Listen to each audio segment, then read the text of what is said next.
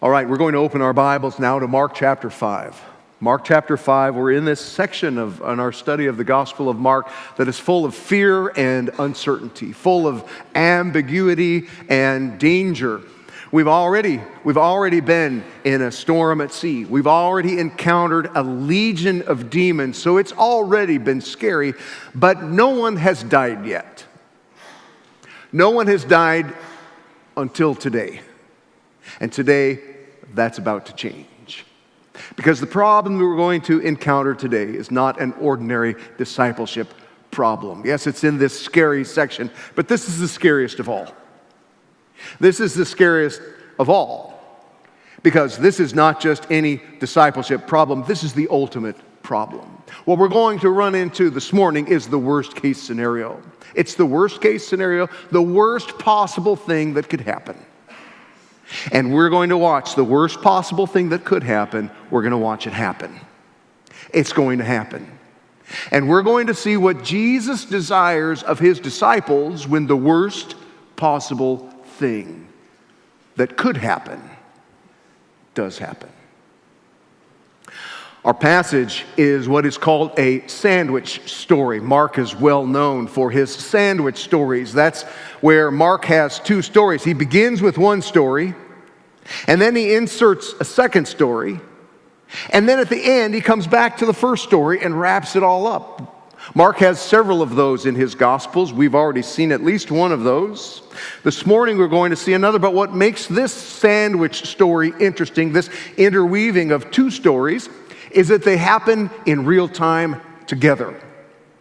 And so I want you to think about a movie. I want you to think about Tom Cruise, Mission Impossible. I want you to think about a nuclear bomb that is set and ready to detonate. And that nuclear bomb is attached to a timer. And that timer, you know exactly what it looks like. It's that red digital readout that's in every MacGyver movie. Every Tom Cruise, Mission Impossible, there's that red clock. And I want you to imagine that that red clock is ticking. When we begin to read our passage this morning, that clock starts its countdown. And Jesus goes, and he's going to go and disarm the bomb. But on his way to disarm the bomb, he runs into another situation that is going to take his attention. And on his way to disarm the bomb, he addresses this other situation. And while he's doing that, the unthinkable happens. The clock stops. The bomb explodes. And a 12-year-old girl dies. Let's read it. Mark chapter 5, verse 21.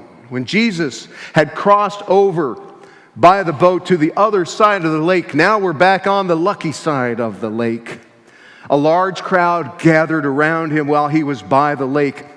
And then one of the synagogue leaders, named Jairus, came. And when he saw Jesus, he fell at his feet. He pleaded earnestly with him, "My little daughter is dying. Please come, put your hands on her so that she will be healed and live." So Jesus went with him.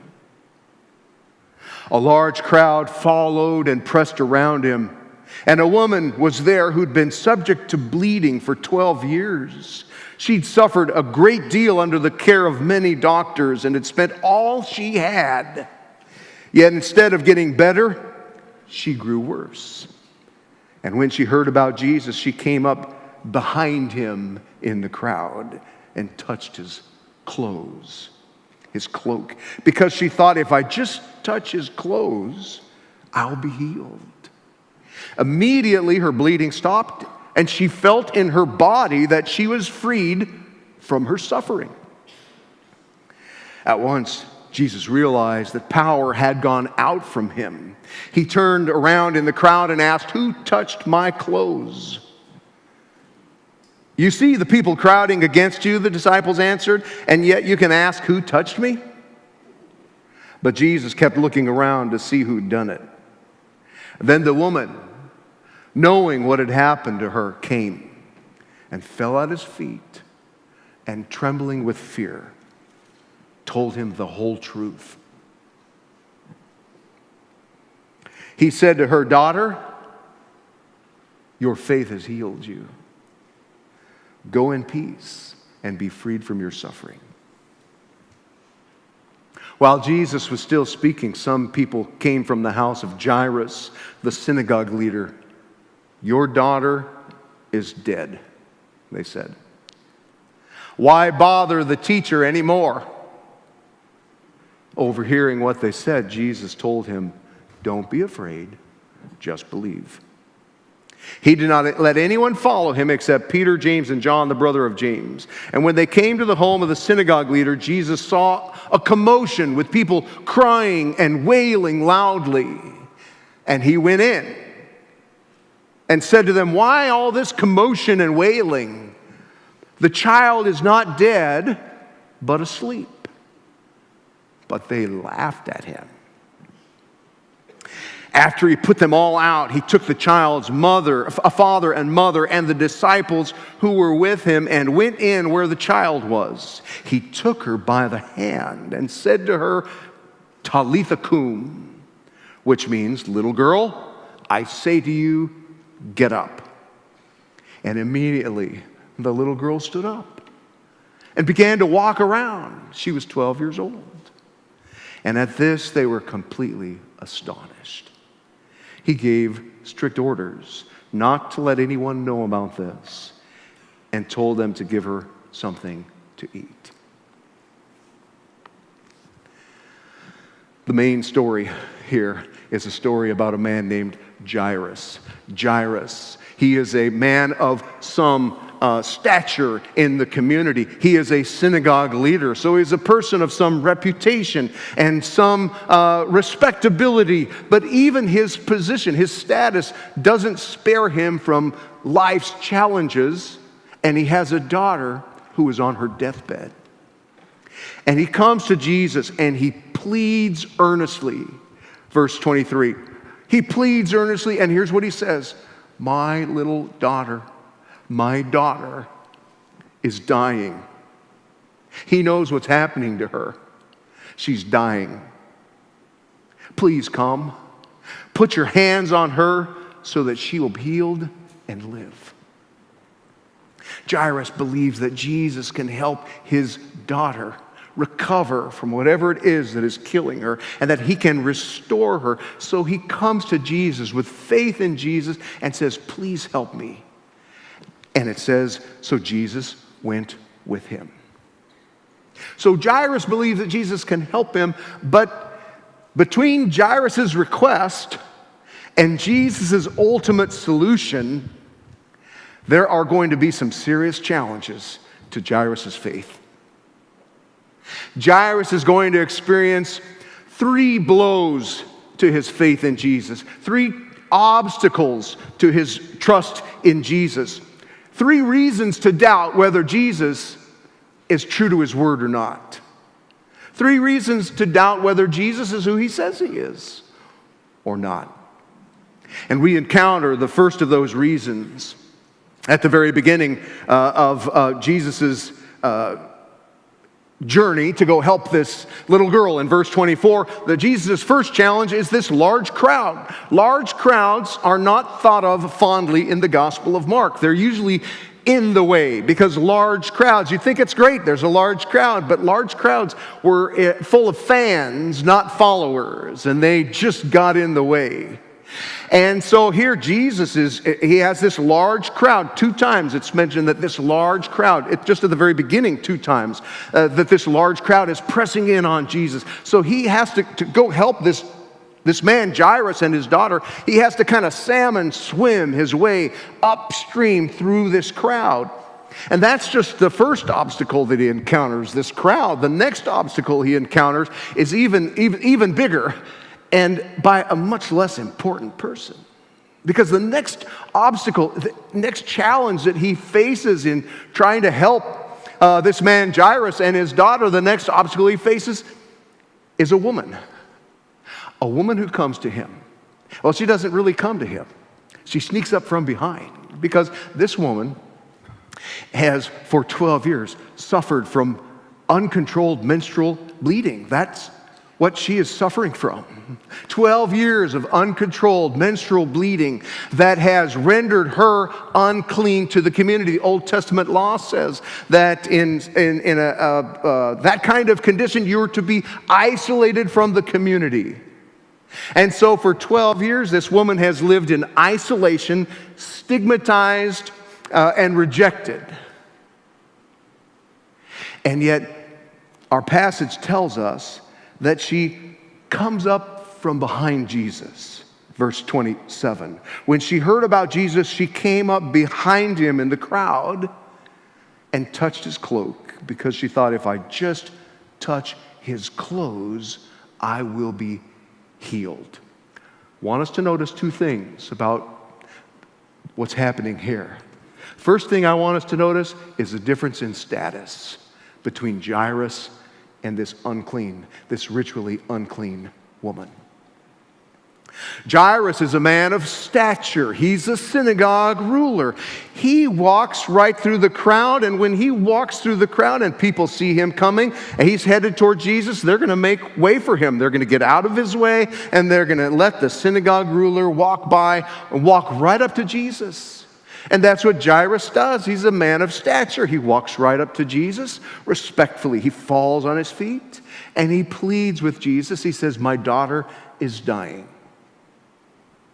Do you think this woman can do that? This woman is not even supposed to be out in public.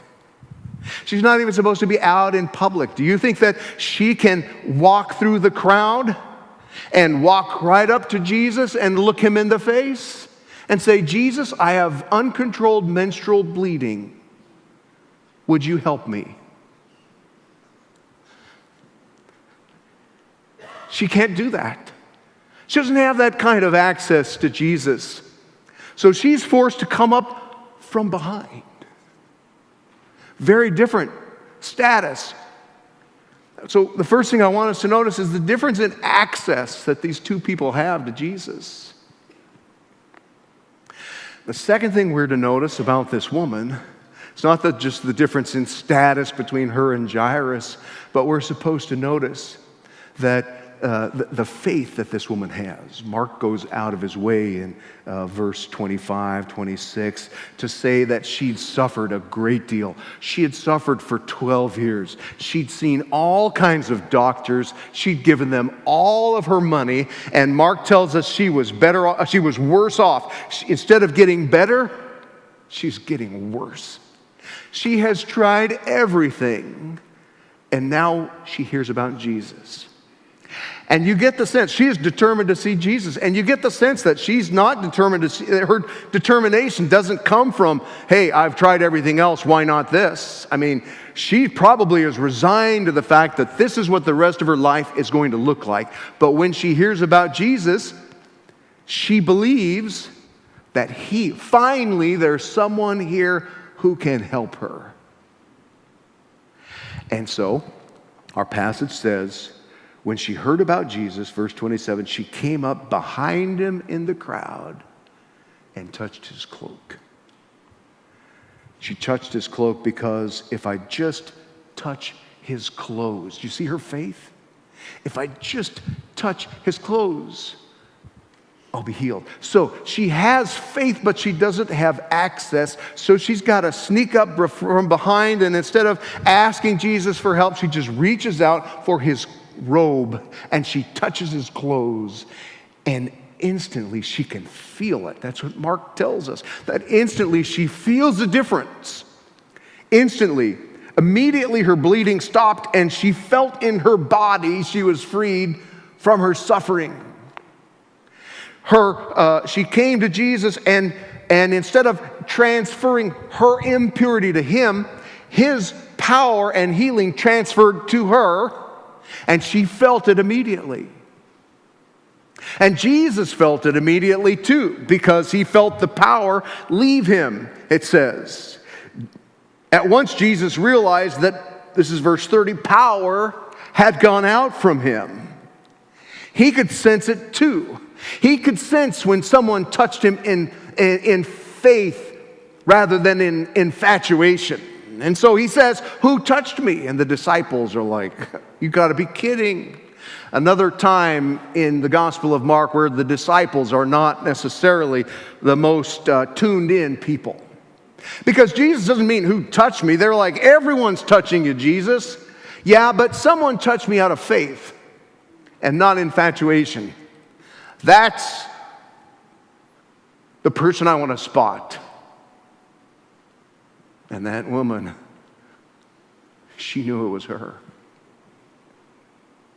And look at verse 32. Jesus kept looking around.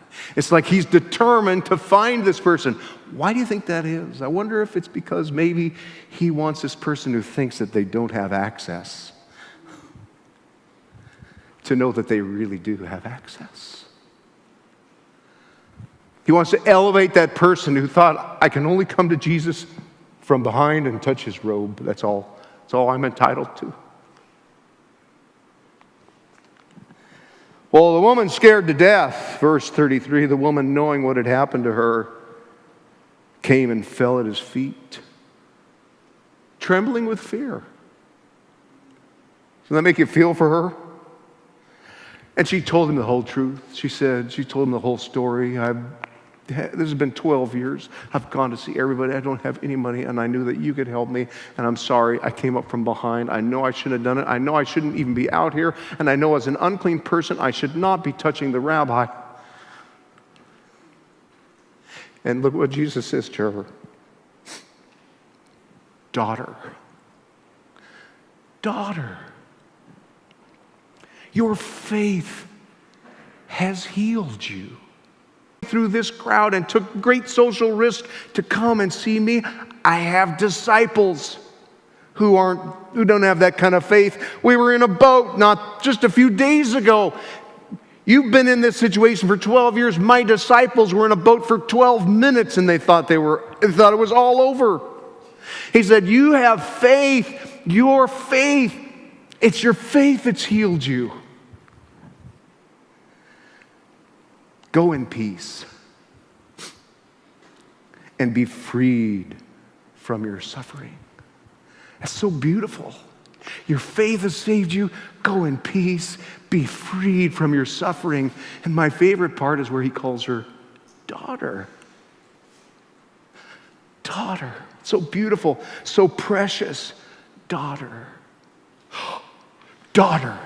Daughter. We forgot about Jairus' daughter. All this time, the clock has been ticking. Look over there at Jairus. He's ready to jump out of his skin because he's watching Jesus take care of this woman, and he knows that the clock is ticking. He knows that his daughter is dying. He's ready to just explode. And that's his first faith challenge. Jairus has encountered the first challenge to his faith. That is Jesus' timing. Jesus' timing is not Jairus' timing. He's looking at his watch. He's watching this clock tick. He's watching that digital readout just tick off the seconds.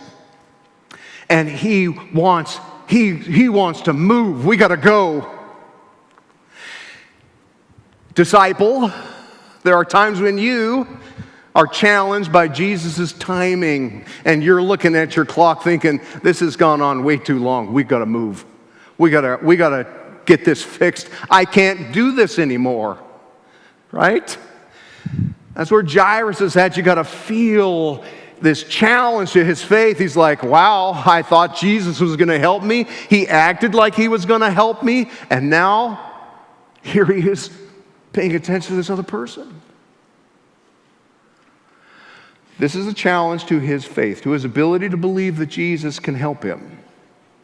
And in this challenge, even though there's a challenge, there's also a reassurance. Every one of the challenges, the three challenges Jairus will encounter, comes with its own assurance. What's the assurance here? Well, a couple things. Jairus is seeing Jesus take care of someone. He's caring for this woman. He must care for a 12-year-old girl too. I'm sure he must. If he cares for this woman, I'm sure he cares for a 12-year-old girl. If he cares for this daughter, I'm sure he cares for that daughter. So Jairus gets a little bit of assurance, and he also gets some assurance in the fact that Jesus heals this woman. All right, Jesus does have the ability to heal. He really can take care of her. So Jairus, even in this moment of doubt, has some assurance that he's asked the right person for help. That assurance doesn't last for long. Our passage tells us that, actually read it, it says in verse 35, while Jesus was still speaking, maybe he was still telling the story about, you should have seen my disciples in the boat.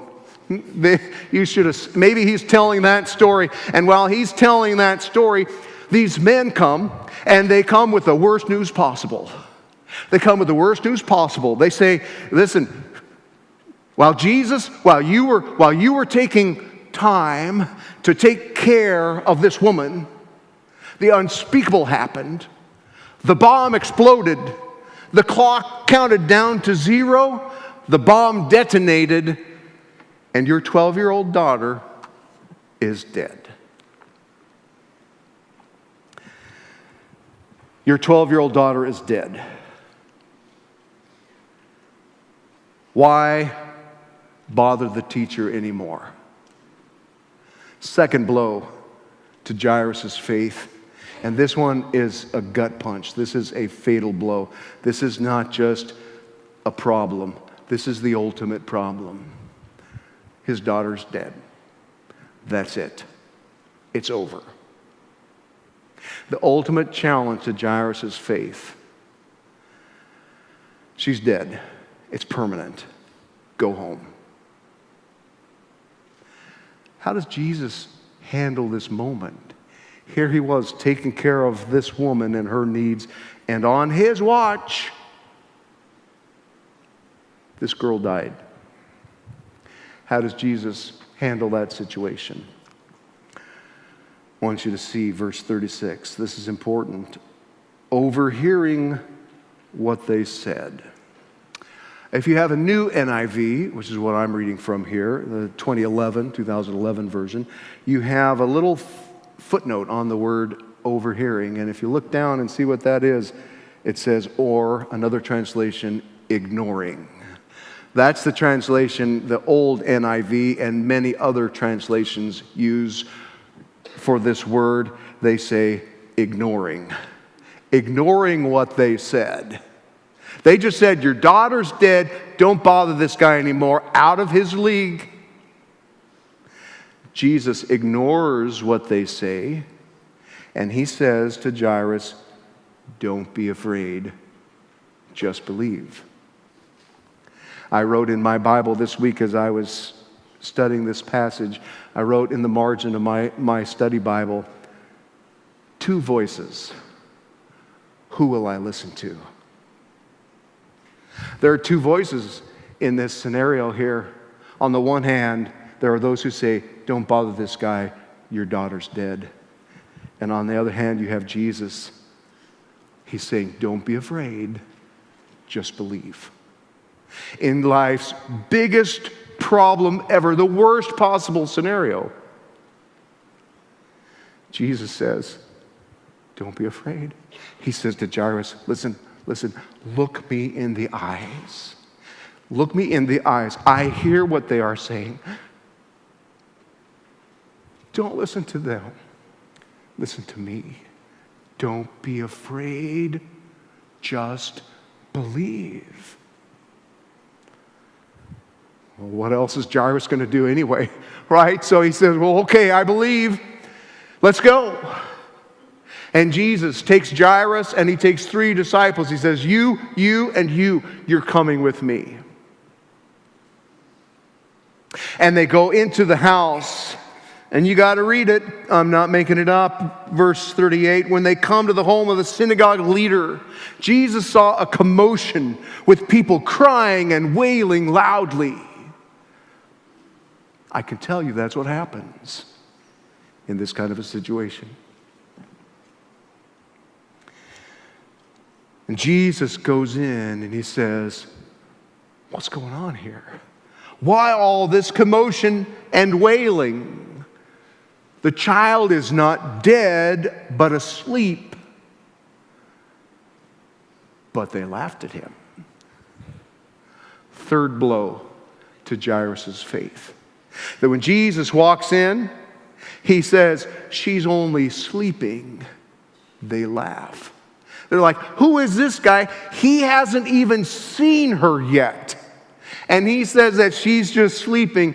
And even though they were wailing and crying, that was ridiculous enough to make them laugh. When your daughter is so dead that any suggestion to the contrary makes people laugh, that's a challenging blow to faith.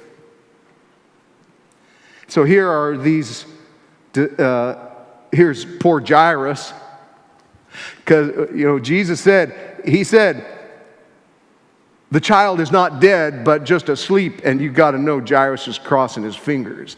Maybe that's what it really is. Maybe she's really not dead. Maybe she really is just asleep, and these guys just don't get it. But she was so dead that they laughed at Jesus when he said that. Here's what they didn't know. They didn't know that Jesus has the authority and the power to take death and turn it into sleep.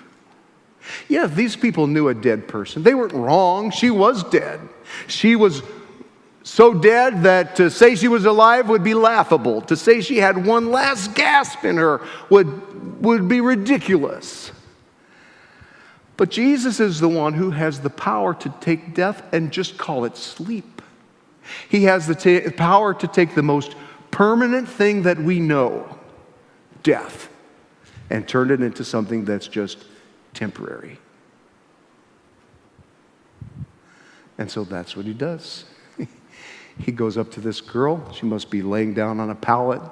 And it says, it's a beautiful picture. He takes the three disciples and the little girl's mom and dad into the room. They're the only ones there. And he takes this girl by the hand and he says, little girl, I say to you, get up. And she immediately knows that she's heard the words of someone with the authority to grant life again, and she gets up. And it says she starts to walk around. And she's walking around, and Jesus says, you really should give her something to eat. She's got to be hungry coming back from the dead like that, You've got to be hungry, I'm sure. So why don't you give her something to eat? He's emphasizing the physicality of what he's done, that he has brought life to her body again, and she can eat food. She's not a ghost. She's your daughter, and I'm giving her back to you. Don't you know that must have made Jesus so happy to be able to give this little girl back to her mom and dad, to reverse the irreversible. And she's up and alive again. So what we have in this passage, we have a story of two restored daughters. Two restored daughters who have access to Jesus and his healing and his life-giving identity. They have access and they are able to experience Jesus' full restoration. Two precious daughters. And the discipleship lesson for us from this story is really this: that Jesus desires faith. He desires faith from his disciples, even in the most difficult of circumstances. That's the timeless truth. Jesus desires faith from his disciples, even in the most difficult of circumstances. It's faith that runs through this whole passage. It's the faith of this woman who for 12 years has put her hopes in all kinds of different people. But finally, when she sees Jesus, she puts her hope in him, and he answers her. And he says to her, your faith saved you. And then Jairus, in the same way, has experienced these 3 blows to his faith. And in each instance, Jesus assures him, don't be afraid, just believe. Jesus desires faith from us, even in the most difficult of circumstances. We can apply that in 3 different directions in this passage. The first, Jesus wants faith. He wants us to trust him in his timing. A lot of this passage is an issue of timing. And Jesus wants us to trust him in his timing. Our schedule is not always Jesus' schedule. And we have to trust his schedule. With the problems that we face, the challenges that we endure, we've got to trust. We can look at our watch all we want, but we've got to just trust that Jesus knows what time it is. He knows what else is happening. He knows what's at stake. We have to trust his timing. Now, in this instance, Jesus, his wisdom and his timing proved to be the right timing. Because think about it, if Jesus had just ignored this lady and gone on to heal Jairus' daughter, what would we have missed about who Jesus is? It's possible that you could say, well, Jesus, yeah, sure, he's the kind of guy who goes and heals synagogue rulers' daughters. But if you're a normal person, he doesn't help you. We get to see that Jesus overlooks status, and Jesus cares for the most uncared for in this passage. And we get to see his attentiveness and his care, his gentle care for this woman. It's really beautiful to see. That's how Jesus feels towards us in our challenges. And we get to see that because there was a timing problem, didn't fit our schedule, but fit Jesus'. The other thing we get to see about Jesus is his power over death. We get to see Jesus show his power over death, not just show his power to heal, but his power to overcome death. His power to call death sleep. And you and I, we don't get to follow Jesus around watching him do all these things. We needed the assurance here. We need the assurance that Jesus calls death sleep and that he has the power to do that. We need that assurance in our own lives and ultimate challenge situations. So we trust Jesus' timing. The second thing is we trust Jesus' word. There are always going to be 2 voices. One is going to say, it's over, don't bother. And the other is going to say, don't be afraid, just believe. We have to know which voice we're going to listen to. You will always hear both voices. You can ignore one and just listen to the other. You take Jesus at his word when you have faith challenges. You trust Jesus' timing, you trust Jesus' word, and third, you trust Jesus' assurances. His assurances. When Jesus walks in the room and he says, it's just sleep, don't laugh, believe him. When Jesus says, in this world you'll have tribulation, but be of good cheer, I've overcome the world, don't laugh. Believe him. When Jesus says, blessed are those who mourn, for they will be comforted, don't laugh. Believe him. When Jesus says, I'm the resurrection and the life, whoever believes in me will live even though he dies, don't laugh. Believe him. Jesus desires his disciples to exhibit mature faith that will trust him even in the most difficult of circumstances. This has been a difficult message to prepare for me in light of the fact that Lisa and I lost Mary Gemma 10 months ago. Difficult to share. But it's also been hope-giving to me in not an easy way, but in a challenging way. Because it's right where I'm living right now. It's right where Lisa is living right now. Different voices. Who are you going to believe? Who are you going to believe? That's where we are living right now. Every day we live with that choice. And so this has been difficult, but also hope-giving and challenging in a life-giving way for me. You have your own ultimate challenge. You have your own areas of life where you have reason to doubt, where you have reason to wonder if Jesus is paying any attention to you in your situation. You have your own ultimate situations. Jesus is calling you. Here are Jesus' words to you. Jesus' words to you in this ultimate challenge that you are facing. It's this: don't be afraid. Look me in the eyes, Jesus says.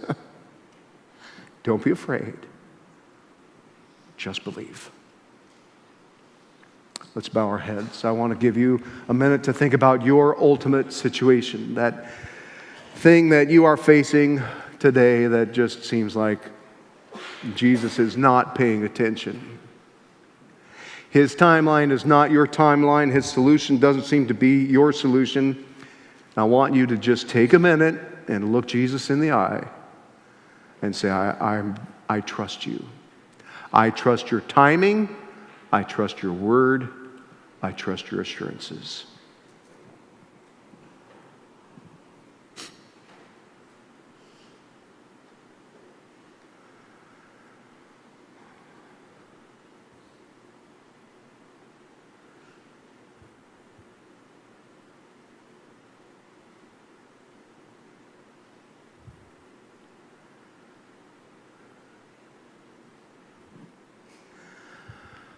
Father, I pray with my brothers and sisters, and together we assert our trust in you and your Son, Jesus, and our confidence in your Spirit who lives in us and energizes us to follow him.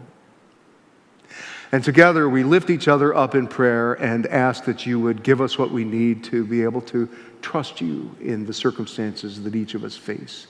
They're all very different, but they're all very challenging.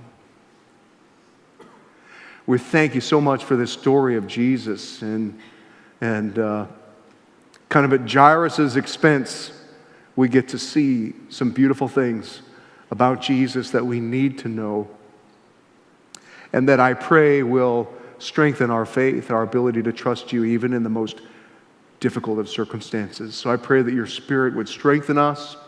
I pray that your word would give us healthy perspective. We would see you for who you really are, and we would trust you. Give us what we need to do that.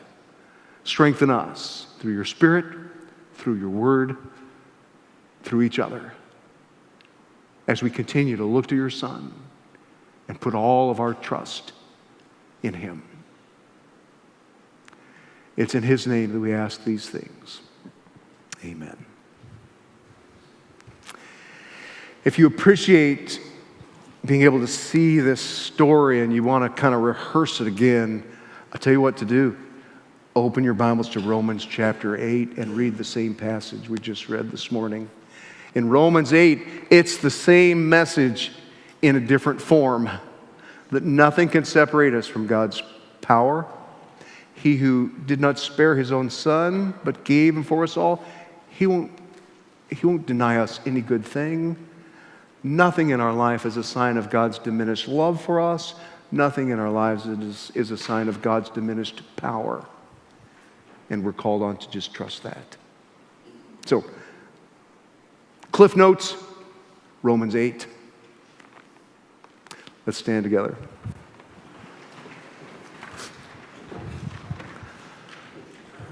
Dismiss you with the benediction from Hebrews chapter 13 that says this: Now may the God of peace, who through the blood of the eternal covenant brought back from the dead our Lord Jesus, that great shepherd of the sheep, may he equip us with everything good for doing his will, and work in you what is pleasing to him, through Jesus Christ, to whom be glory forever and ever. Amen. Thank you.